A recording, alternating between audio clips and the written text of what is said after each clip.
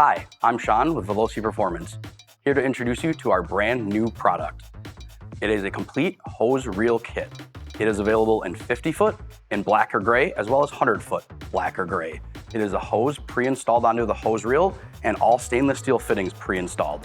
It comes with a 5-foot whip line, able to be attached to almost all pressure washers. This kit does come almost complete, ready to go out of the box, but there are a few things that you will have to do yourself. First is going to be mounting the hose reel to your specific setup or application.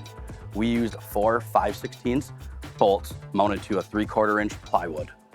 You will also need to install this handle. It does come with the included hardware, and then the whip line does need to be attached to the inlet of the hose reel. Once you have the handle installed and you have this mounted properly for your application and you're ready to use, all you'll do is simply pull this pin out and then start pulling the hose out. Once you are done and you're ready to wrap it back up, you'll simply grab the handle, reel it in, and grab the pin and put it back in to lock for safety.